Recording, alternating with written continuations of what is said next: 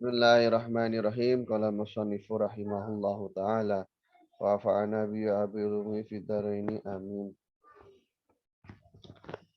Eh Soalun aina qabru man harok huriko jasaduhu au akalahu sabuun au dzaba jasaduhu. Kuburan untuk manusia yang jasadnya terbakar atau dimakan hewan buas atau tubuhnya hancur lebur itu gimana di mana gitu. Jawab al qabru li aktsarinas. Ya. Kuburan itu ya berlaku untuk kebanyakan manusia dan di kuburan itu berlaku hisab. Sudah mulai ditanya-tanyai. Wa amma man lam yabdukhulil qabro, untuk orang yang nggak masuk kubur, kama waroda visual sebagaimana yang dipertanyakan itu, fa innallaha ta'ala sayuhasibuhu, Allah tetap akan memberikan perhitungan kepada orang tersebut. Wa yursiu ilaihi malaikata soal, tetap dikirim malaikatnya. Wa yu'adzabu ayun amu walakin kaif, ya tetap diberi nikmat, tetap diazab, tapi bagaimana? Ini hal gaib yang hanya Allah saja yang tahu. Ya umpama fisiknya sudah hancur, ya nggak masalah. Kalau Tuhan menghendaki bisa dipertanyai, kan bisa saja. Caranya gimana? Ya kita nggak tahu. Kita nggak tahu kan bukan berarti nggak bisa gitu. Karena hal itu termasuk hal yang masih mungkin. Kita tetap punya standarisasi, ada hal-hal yang memang nggak mungkin terjadi. Tapi kalau hal itu mungkin terjadi, ya nggak apa-apa. Masalah caranya biar Allah yang atur. Biasanya teman-teman yang salafi itu kan, pokoknya Allah maha kuasa. Maha kuasanya sampai ke hal yang mustahil sekalipun. Sampai ada loh yang bilang gini, teman-teman salafi. Allah itu kalau mau bunuh diri bisa aja. Kan ngaco ya. Yes, jadi beda akidahnya gimana? Itu tadi yang salafi itu Wahabi bukan Ustaz? Ya, ya. Ya memang beda. Mungkin ada titik kesamaan, tapi bedanya juga ada. Tapi kadang mereka mengaku ini ahlus sunnah katanya. Iya, mereka soalnya mengaku kami ini paling ori gitu, paling ori katanya. Karena kan berpikir itu juga ada ranah-ranah filsafat Yunaninya, katanya begitu. Kami nggak pakai gitu-gituan, pokoknya Al-Quran bilangnya gini ya gini. Quran bilang Allah Maha Kuasa, ya udah Maha Kuasa aja. Oh iya sesuai gitu ya. Iya, cuman kan nggak bisa begitu juga, nggak bisa dicerna begitu juga. Maksudnya begini, kalau manusia saja boleh pakai majas, masa Allah nggak boleh pakai majas? Padahal Allah mustahil melakukan hal-hal yang merupakan persifatan dari manusia atau makhluk. Kemudian pertanyaan dua malaikat untuk mayit.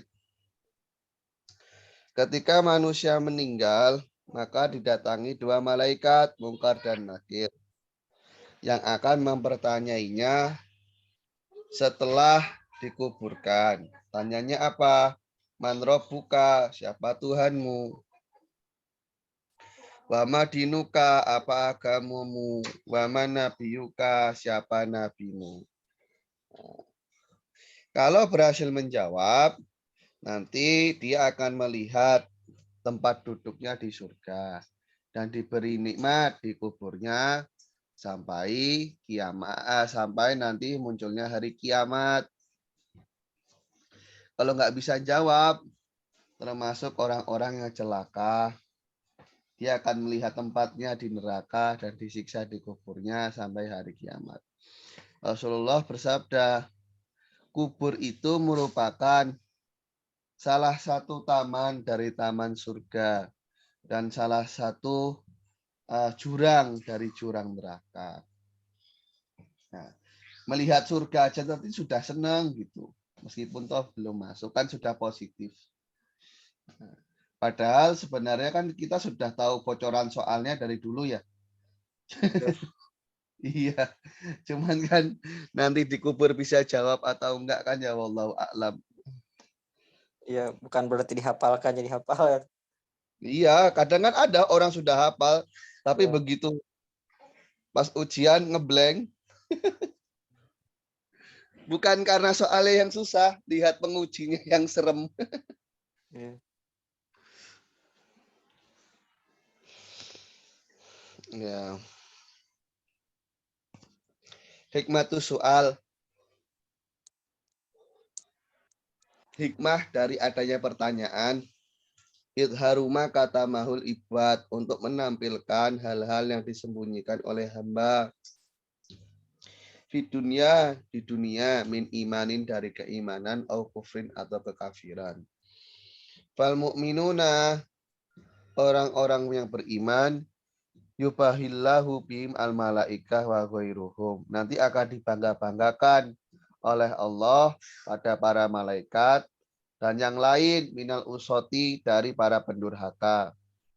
Ya, yufdohuna indal malaikah, yang para orang-orang beriman ini akan ditampilkan di hadapan para malaikat.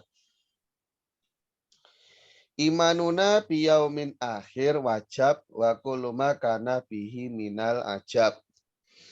Nah, keimanan kita, iman itu secara lughah tasdik. Secara syara, namanya tasdik itu adalah kepercayaan hati dengan setiap apa yang dibawa oleh Nabi, ya, dari hal-hal memang yang diketahui merupakan bagian dari agama secara mendasar. Itu yang dinamakan dengan iman, percaya sama yang dibawa Nabi, mudahnya begitu. Rukun-rukun iman. Ini aja kadang orang sekarang sering kebalik rukun Islam sama rukun iman. Ya. Karena ya kurang ditekankan atau kurang diulang-ulang. Anak zaman sekarang kan ya ngajinya sebentar kalau sore doang, siang mah main, malam belajar buat sekolah besok. Ngajinya cuma sore doang. Gitu nggak biasanya? Ya, pas ngaji capek bilangnya izin. Izin.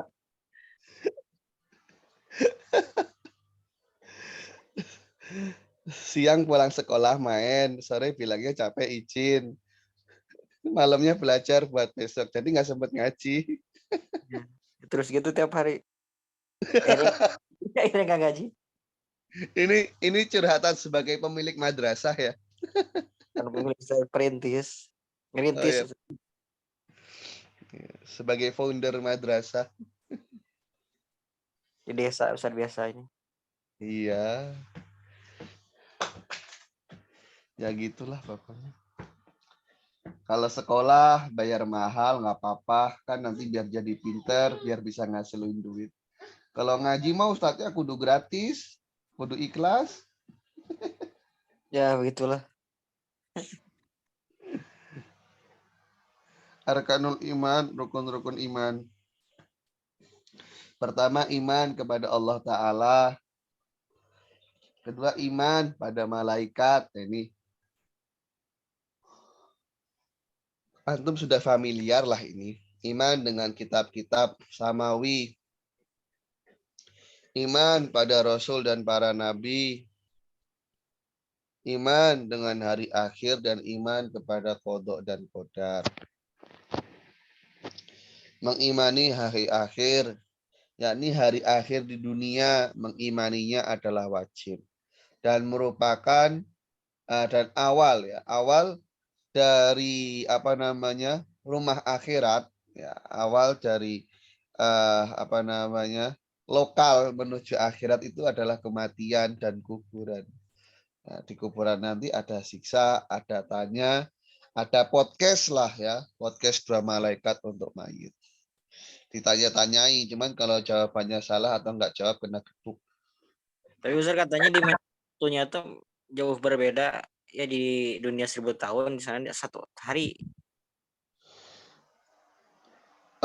Kalau masalah masalah apa ya istilahnya dilatasi waktu lah, Iya. dilatasi waktu istilah fisikanya. Ya memang ada yang mengatakan begitu. Intinya justru karena dia merasa tersiksa itu rasanya lama Oh iya, nah. karena Ya, dia tersiksa dulu itu di rasa. markas kan, markas Arabia katanya 2 minggu serasa 2 tahun kan. Ada istilah kayak gitu kan. Antum kok sebut merek sih? Oh iya, ya, emang gitu dulu teman-teman kan. Iya, iya. Faidatun, faidah. Untuk hari kiamat ini ada 300 nama.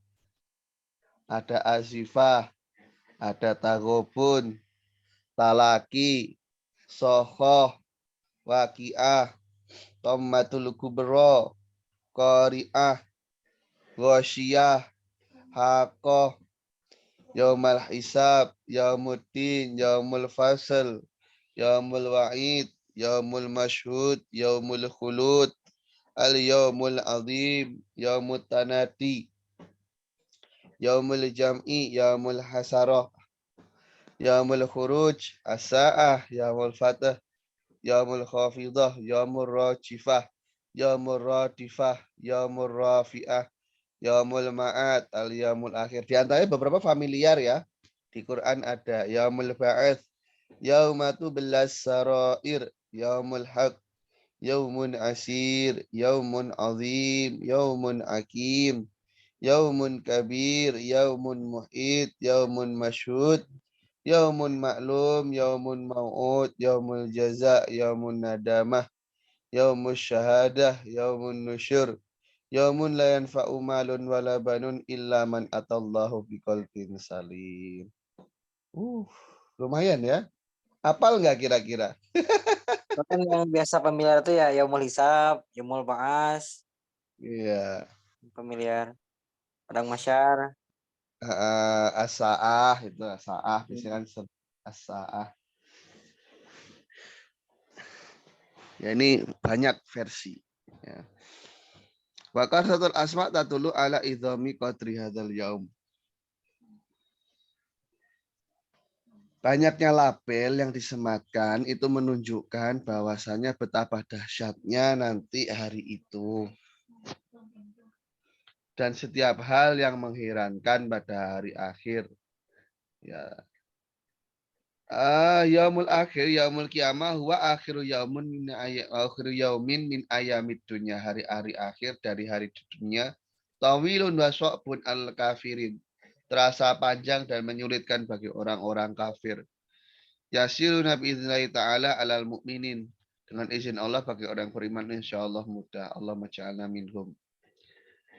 Yantahi bidukhuli ahli jannah al jannah. Nanti hari akhir ini akan selesai dengan masuknya penduduk surga pada surga, wadukhuli ahlinar annaro, penduduk neraka masuk ke neraka. Waqad akhfallahu ta'ala miqata yaumil qiyamati anil bashar. Hatta yajtahidal insanu fi tasito'ah wal bu'ti anil maksiyah. Allah memang menyembunyikan waktu terjadinya hari kiamat dari manusia supaya manusia tuh mau sungguh-sungguh berbuat taat. Maksudnya ini hikmahnya kan nggak tahu nih kiamat kapan, persiapan dong dan menjauhi dari maksiat. Soalnya kalau tahu kiamat masih panjang, kiamat masih lama. Iya. Jadi nyantai. Iya, masih lama ini. Tapi memang ada 5 fase atau gimana Ustaz? Katanya untuk menuju hari kiamat. Sekarang katanya ada di fase keempat. Iya, ada yang mengatakan demikian. Cuman kan itu sifatnya tebakan saja, tidak Iya. bisa dijadikan acuan pasti. Ya, istilahnya beberapa itu memang ada yang cocok. Cuman kan sebenarnya dari hadis dan Al-Qur'annya beberapa masih bisa multitafsir. Contohnya kan kayak di hadis seorang seorang apa namanya? Seorang budak melahirkan tuan, kan semacam itu. Nah, ini kan tentu nggak bisa diartikan secara harfiah kan. Soalnya perbudakan sekarang sudah nggak ada. Gimana dong? Iya, nggak ada. Ya. Jadi mungkin itu hanya ini saja apa namanya apa Penyemangat istilahnya? buat Ya, beribadah. gitu ya, metafora. Ada makna-makna tersembunyi yang perlu untuk digali. Berikutnya termasuk tanda-tanda kecil untuk hari kiamat. Utusan Nabi Muhammad sendiri itu sudah tanda-tanda mau kiamat. Berikutnya adanya umatnya Nabi Muhammad pun itu sudah tanda hari kiamat sudah dekat. Karena kan umat Nabi Muhammad umat terakhir. Yang ketiga kasrotul jahli, banyak kebodohan. Ya sekarang ya banyak yang bodoh. Yang pintar mengaku bodoh juga ada, yang bodoh mengaku pintar juga ada.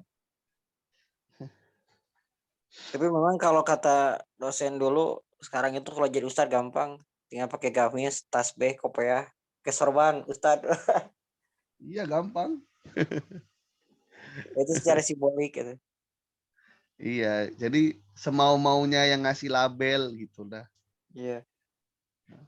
Makanya sertifikasi Ustadz itu ya sedikit banyaknya bisa jadi perlu karena untuk menstandarisasi seseorang yang dianggap berilmu agama.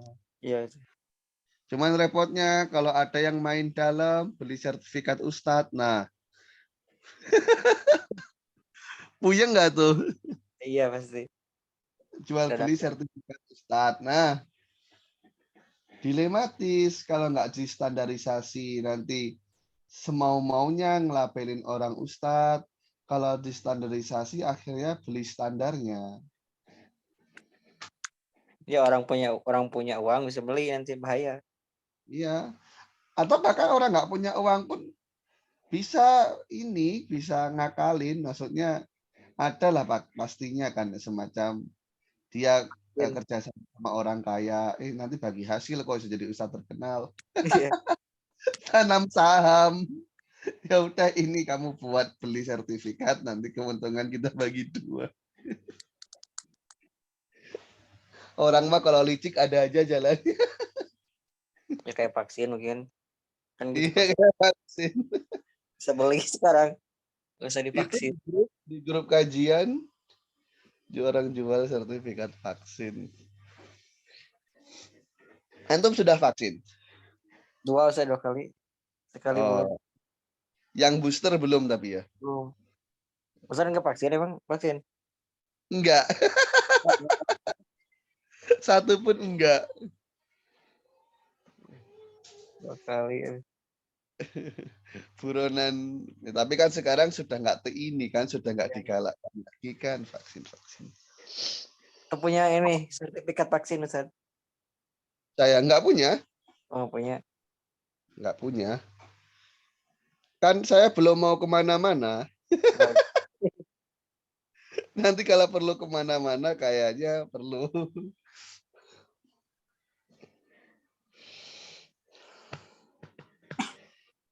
Nah, berikutnya kilatul ilmi, sedikitnya ilmu.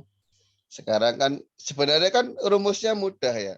Orang itu kalau banyak baca tapi sedikit bicara, yang namanya dia nampung barang banyak pasti sedikit demi sedikit itu keluar. Umpama nih kayak dispenser, galonnya airnya banyak, dikeluarin dikit-dikit juga keluar itu air, ya kan?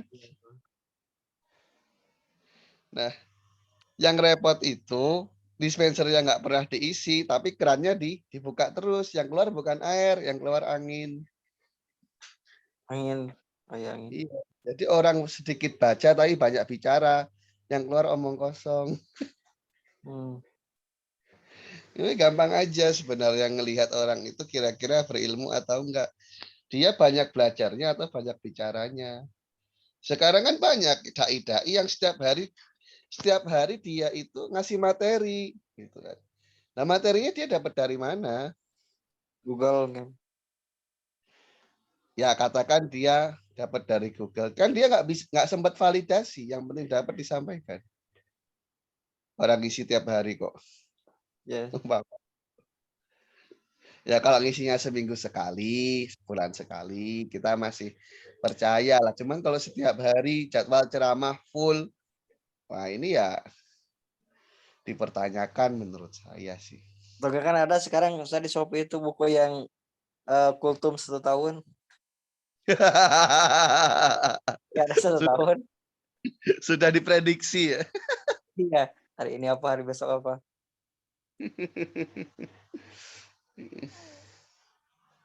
Kadang aja yang ceramah nggak ngerti apa yang diomongin. Pokoknya kan dia kan udah kayak ini, kayak recorder aja, data masuk dia ngomongin gitu. Ngerti kagak? Ya saya nggak menjelek-jelekan dai, cuman itu Ada. sudah rahasia umum ya, saya rasa. Sudah informasi umum. Kan ada makalahnya nanti di hari di mana para khotib itu lebih banyak daripada mudaris, ya itu tanda-tanda ilmu akan hilang gitu. Khotib lebih banyak daripada pengajar. Ya, lebih banyak yang ceramah daripada yang mengajar. Kan beda, namanya penceramah itu kan paling materi intinya berapa sih? Iya. Paling hanya satu dua paragraf materi intinya. Cuman kan ngomongnya ke sana kemari. Bercandanya, lucunya sudah berapa menit sendiri. Nomor 5, fitan, banyak fitnah. Fitnah ini ya bisa musibah, bisa hoax, banyak hoax kayak sekarang. Sekalinya benar, ya mengerikan, ya kan? Kayak yang kemarin-kemarin viral ini yang sama itulah. Tatawul fil bunyan, bertinggian dalam bangunan, berlomba-lomba dalam bangunan. Makanya saya sendiri, ya ini pendapat saya pribadi ya, maksudnya ya nggak penting lah, cuman terserah mau setuju atau enggak. Saya ini termasuk orang yang kurang setuju kalau ada bangun masjid dibagus-bagusin. Kalau hanya besar dan luas, nggak apa-apa, saya setuju. Karena kan menampung jamaah banyak. Cuman kalau terlalu bagus, jadinya tempat wisata dibanding tempat ibadah. Yang lebih viral bukan Ustaz? Saya nggak sebut nama. Iya, yang lebih viral kan. Iya, baru opening berapa hari udah sampah di mana-mana. Masjid loh, pelataran masjid banyak sampah. Ayo. Iya. Macet sana aksesnya juga Ustaz. Nah, karena sudah bergeser dari nilai awal membangun masjidnya. Masjid kan niatnya untuk rumah ibadah, malah jadi tempat pariwisata. Mungkin karena ada danau kayaknya, danau buatan. Ya, dibandingkan memperbagus masjidnya, lebih baik diperbagus manfaatnya. Umpama masjidnya sekaligus Islamic Center. Sekaligus ada perpus bacaan-bacaan agama, ya kan? Atau Oh, memberdayakan, membuka ya kan warung gitu. untuk masyarakat sekitar. Di lantai bawahnya itu ada seperti sejarah Nabi gitu. Oh ya. Ya, tapi kan jadinya malah kayak tempat wisata. Iya, soalnya arsitekturnya mungkin agak menarik juga kan orang-orang. Iya, bukan agak, emang menarik. Kayak Saya aja kalau ke sana pasti selfie. 7 menit itu dari kampus saya itu dekat. Iya, iya gitu dah pokoknya. Kan maksudnya ini realita kekinian. Gitu. Ini realita kekinian.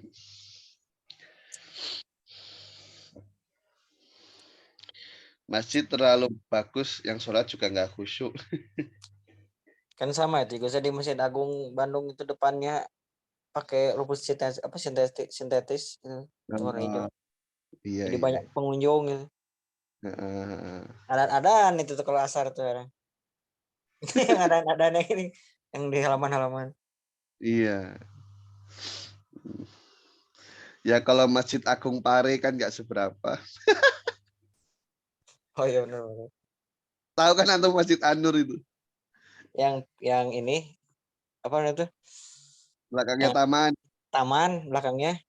Ya, belakangnya Taman Sekartaji itu.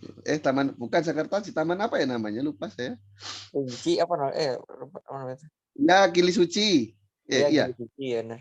Gili Suci. Ya dulu pas awal dibangun aja saya heran, kok ada masjid besar, temboknya kaca, cuman lama-lama ya biasa. Iya. Yang ketujuh, kasratun nisa wakilatur rijal. Banyak cewek, sedikit cowok. Soalnya cowoknya juga jadi transgender.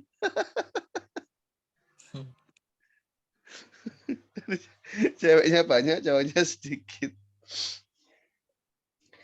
Intisyarul fawahis, tersebarnya keburukan. Nah, ya kayak sekarang, banyak musibah, banyak penyakit menyebar. Ya gitulah pokoknya. Banyak kemaksiatan. Nggak tahu saya udah cerita antum atau belum ya, dulu tahun 2019 kayaknya saya pernah baca di Bogor atau Garut itu angka angka laki-laki yang teridap kelainan seksual gay itu sampai 3.000 orang. Belum ini. Oh, belum ya. Ya. Terus kata saya kok banyak sekali. Kalau Bogor kan ya katakan penduduknya berapa? 3.000 kan bukan jumlah yang sedikit. Iya banyak. Katakan satu dusun 40, ya kan? Ya, 3.000 dibagi 40 sudah berapa dusun itu? Berapa puluh dusun? Ngeri. Imaratus Sibyan. Nah, jadi anak-anak kecil menjadi pemimpin. Nah, jadi anak kecil kalau punya kemauan, orang tuanya nggak berani nolak. Minta HP, minta Android, minta lato-lato. Jadi naik atau harganya sekarang lato-lato jadi naik. Iya, soalnya banyak yang mainin, jadi pada mahal. Masa 15.000 segitu? Iya. Memang kadang kenalannya itu Ustaz, kalau lagi surat berjamaah kan anak-anak itu kadang main kayak gitu. Mm-mm. Main suaranya keras ya. Iya, nyanyiin suara imam. Iya. Pas awal mulai rame 5.000. Ya. Iya. Lama-lama kok jadi 15.000 naik 3 kali lipat.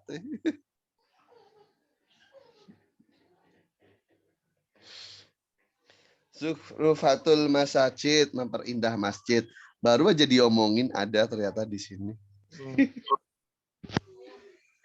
Memperindah masjid. Sebenarnya masalahnya ya kalau memperindahnya dalam tahap normal ya nggak apa-apa. Kalau memperindahnya udah nyaingin istana ya repot. Su'ul khuluqi, jeleknya budi pekerti.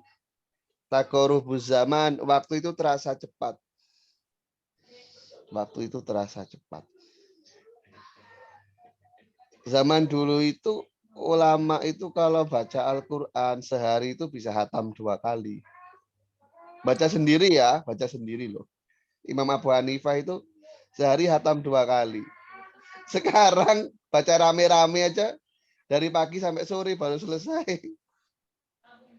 Oh yang khatmil Quran, Iya, yang satu orang satu juz. Gak ada yang ngeberes. dia ada yang nggak beres tapi ikut makan.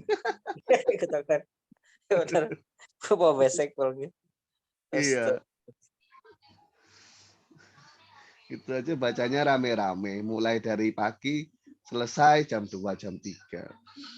Ya, jadi waktu itu terasa singkat. Gitu. Kalau zaman dulu itu waktunya itu berjalan kayak lama. Jadi istilahnya waktunya berkah lah. Dan ciri-ciri ini sudah banyak yang terlihat.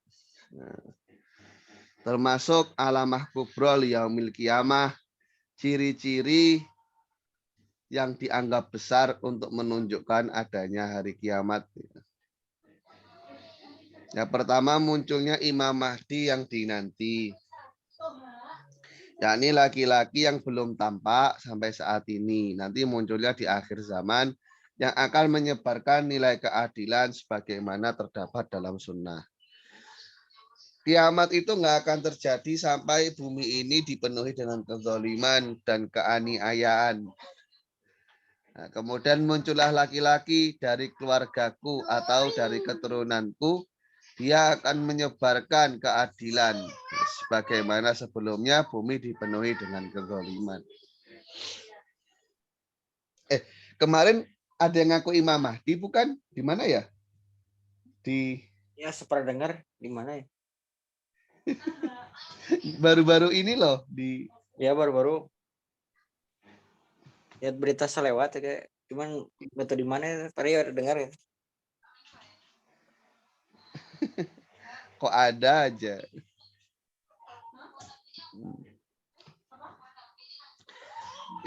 Yang ketiga, khurudud Dajjal, akhir zaman, munculnya Dajjal di hari akhir. Dajjal ini laki-laki kafir dari Bani Adam, mengaku Tuhan. Nah, memang dari tangannya muncul hal-hal yang menyalahi adat. Contohnya membunuh orang laki-laki dan menghidupkannya lagi. Nah, kemudian dia itu adalah fitnah yang paling besar yang muncul untuk manusia.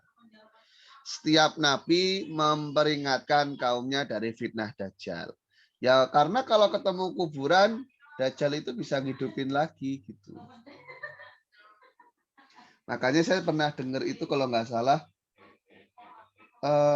kuburan itu ada anjuran untuk nggak dibangun ya supaya cepat menyatu dengan tanah.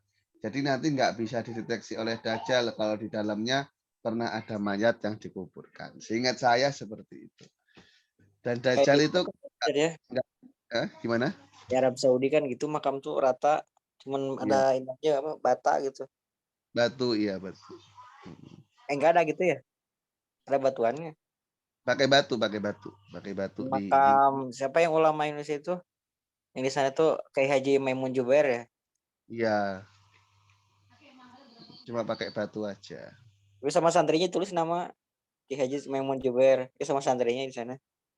Nah, iya, Makamnya. tapi kan tujuannya itu biar nggak mudah diketahui. Kalau di Indonesia kan kadang dibangun, kadang di. Iya.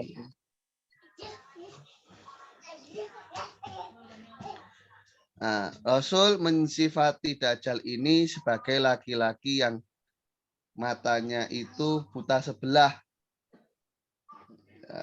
Saya nggak tahu ya bahasa Indonesianya. Picek, antum tahu picek? Iya sebelah picek Ya, iya picek ya. Itu bahasa Sundanya juga picek ya. sama PT atau saya. Oh, ya itulah pokoknya. Tapi saya nggak Ya, tahu bahasa Indonesianya apa itu. ya picek. Oh, ini picek bahasa Indonesia. Ya yang sebelah mata itu ya. Picek gitu. Nah, sedangkan Allah itu nggak picek gitu. Ya. Jadi jelas bahwasannya itu bukan apa namanya, itu bukan Tuhan, yaitu adalah Dajjal. Dari Sayyidah Aisyah, beliau berkata, Rasulullah berkata bahwasanya beliau meminta perlindungan dalam sholatnya dari fitnah Dajjal. Bahkan sekelas Nabi saja meminta perlindungan dari fitnah Dajjal.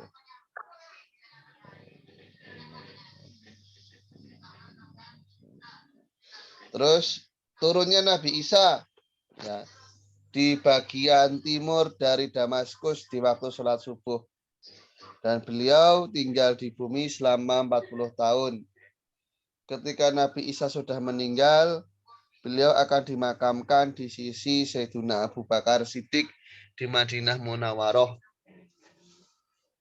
Dari Ibu Hurairah dikatakan, demi zat yang tanganku, demi zat yang jiwaku berada di tangannya. Nah, nantinya akan turun pada kalian Ibnu Maryam sebagai orang yang adil dan bijaksana. Akan menghancurkan salib, akan membunuh babi, dan akan mengambil jizyah. Ya.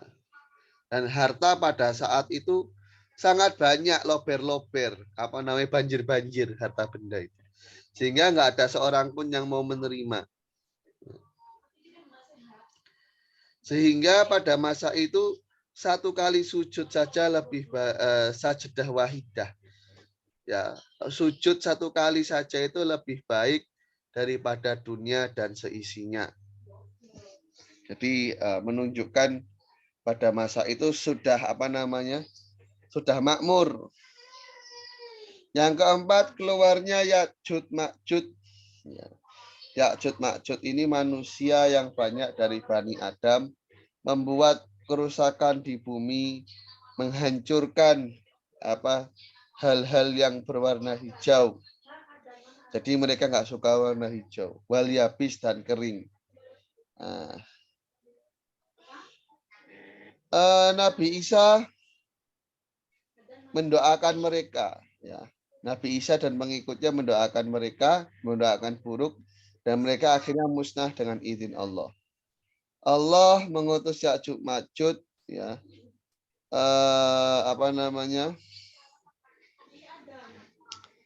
mengutus Ya'juj Ma'juj untuk berkembang biak, ya. Mereka melewati danau Tiberia, ya, danau Tiberia, dan meminum airnya sampai kering. Kemudian nanti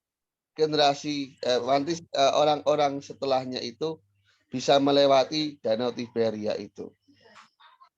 Nah, dan mereka mengatakan danau Tiberia ini adalah air yang pahit. Ya'juj Ma'juj. Ya, katanya sih, ya badannya besar, matanya sipit, tapi ya nggak tahu. Ya semoga nggak ketemu lah, ngeri juga lagian.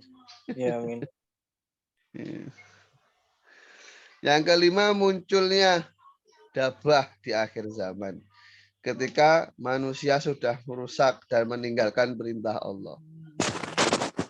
Dabah ini berkomunikasi pada manusia dan mengabarkan kepada mereka mengenai keimanan dan kekafiran. Ya. Termasuk ciri dari tanda-tanda kiamat itu adalah munculnya matahari dari barat dan munculnya dabah, munculnya hewan, ya, atas manusia di waktu duha. Nah,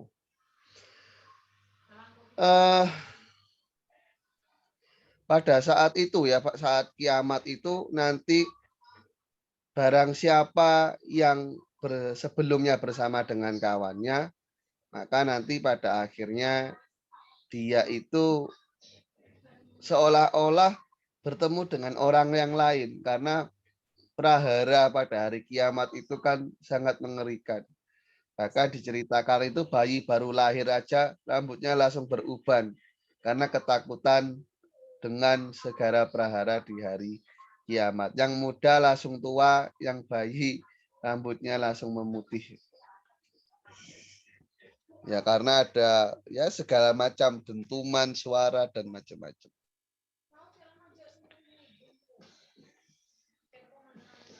Berikutnya lagi munculnya matahari dari barat.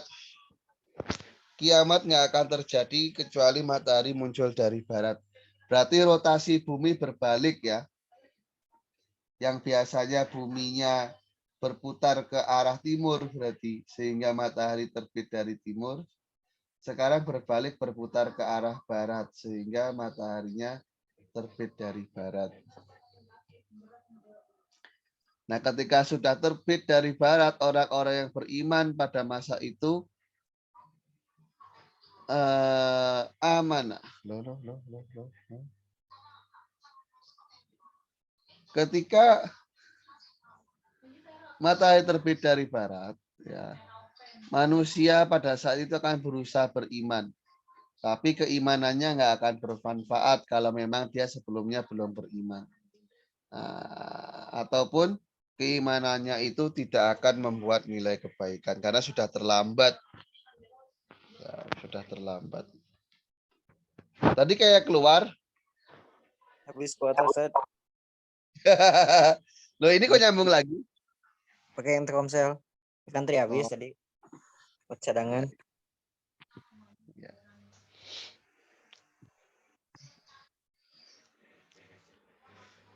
Yang ketujuh, keluarnya asap yang memenuhi bumi. Dan keluar juga dari hidungnya orang kafir, mata dan telinganya, mulut dan duburnya. Yang orang mukmin ketika terkena dukhon, terkena asap itu akan pilek, kemudian hidup selama 40 hari. Dari sahabat Hudzaifah bin Asid Al-Ghifari, bahwasanya Nabi muncul di antara kami dan kami sedang mudzakarah. Dan berkata, kalian sedang ngomongin apa? Kami ngomongin kiamat. Nah, Rasul bersabda, kiamat nggak akan muncul sampai kalian melihat 10 ciri-cirinya. Dan beliau menyebutkan tentang adanya asap. Tentang adanya asap. Yang ke-8, api yang keluar dari sebuah lembah di Aden. Aden itu nama sebuah daerah di Yaman Selatan. Dari sebuah tanah yang berada di Aden. Nah, api itu akan menggiring manusia ke tanah mahsyar, yakni di daerah yang berada di Syam. Rasulullah bersabda, akan muncul api yang keluar dari Yaman yang akan menggiring manusia ke tanah mahsyar. Jadi kan nanti ketika kiamat itu kan hancur semua. Kemudian bumi itu dibentangkan dan dikumpulkan manusia itu, padang mahsyar itu koordinatnya ada di daerah Syam.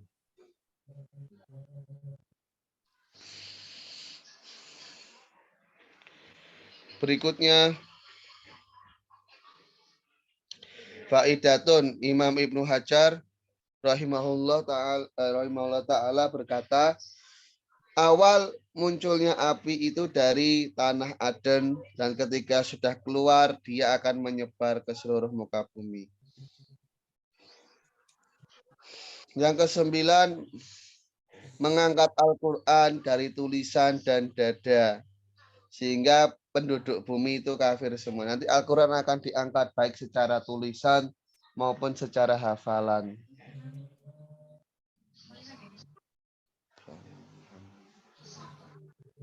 Yang ke-10, hancurnya Ka'bah. Hancurnya Ka'bah di tangan para orang Ethiopia. Rasul bersabda Ka'bah itu akan dirusak dari orang-orang Habasyah, orang-orang Ethiopia. Ya, orang Ethiopia sekarang sih lagi kelaparan ya. Krisis.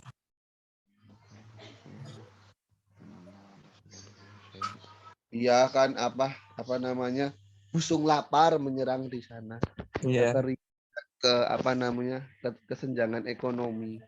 Padahal dulunya itu negara makmur Ethiopia itu di zaman nabinya. Kalau misalnya ada raja terkaya waktu itu mau membagikan harta-hartanya. Iya.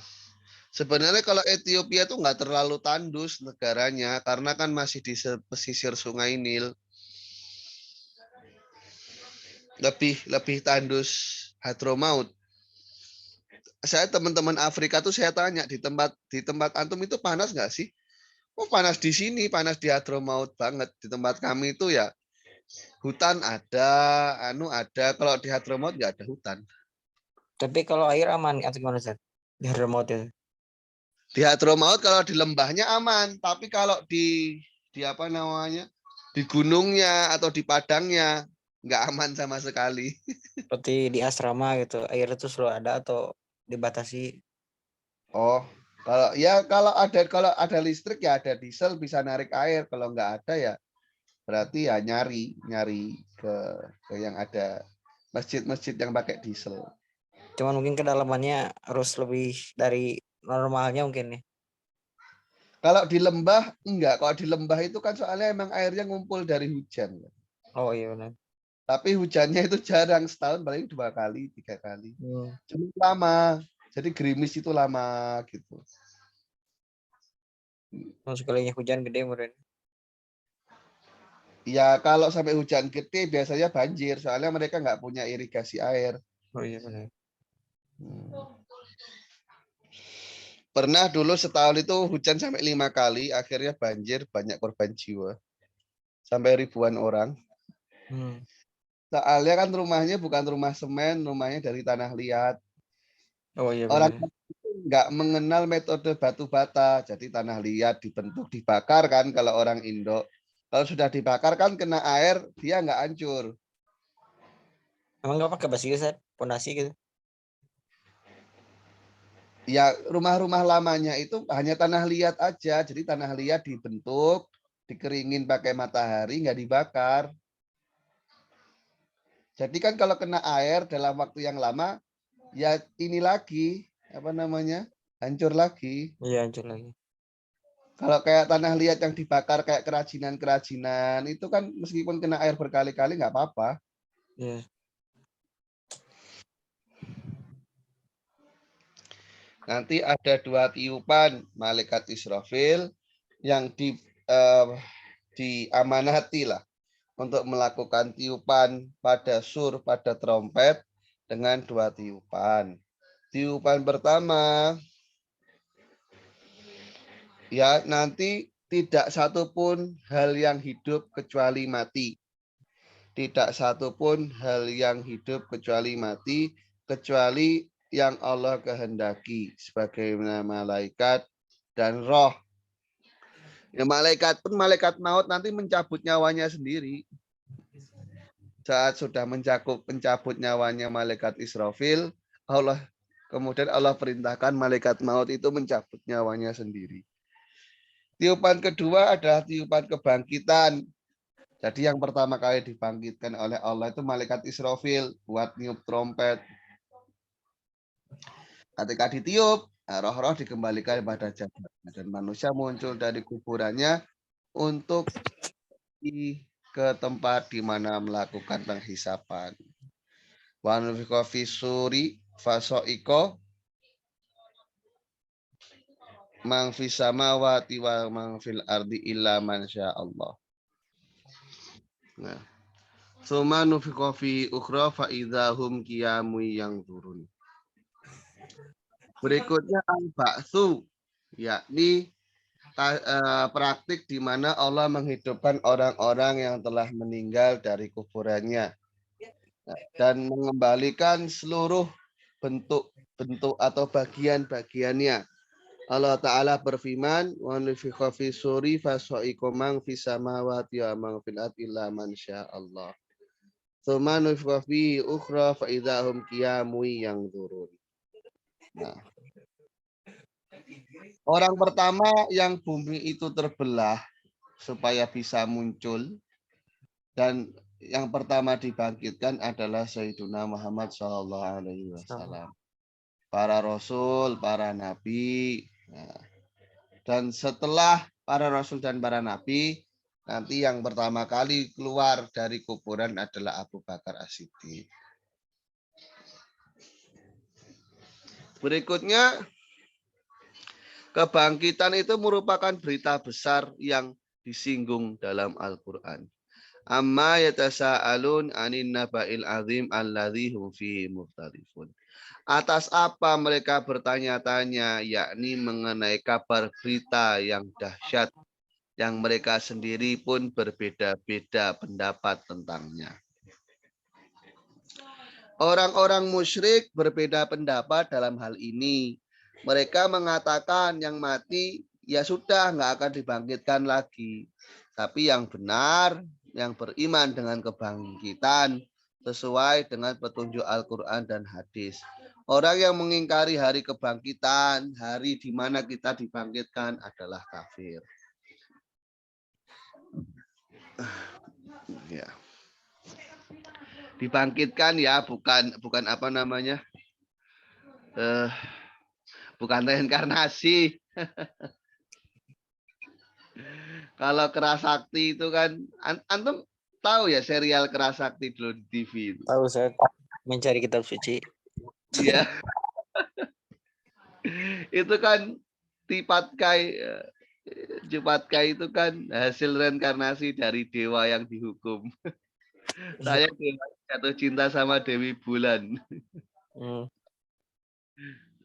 Dimasukkan ke neraka reinkarnasi jadi siluman babi. Kok bisa?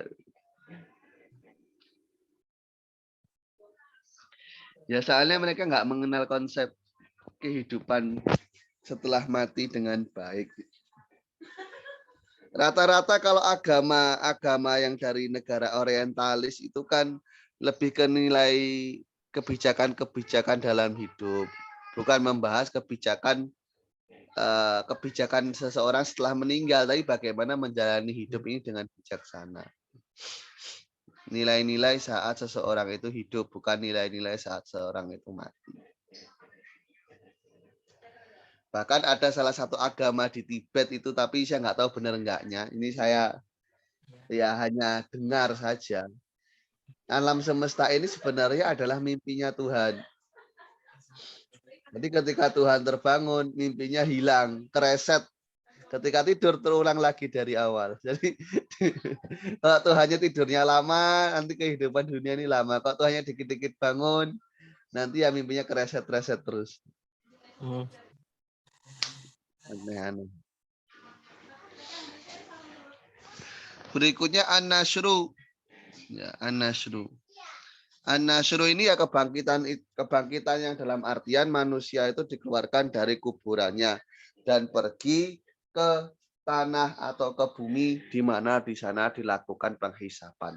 Kalau al-ba'tsu itu semacam pembangkitannya, kalau an-nusyur itu semacam pengumpulannya, dikumpulkan di padang mahsyar. Ya. Mungkin malam ini saya cukupkan sekian dulu. Kita lanjut besok insyaallah. Wa alam bisawab. Assalamualaikum warahmatullahi wabarakatuh.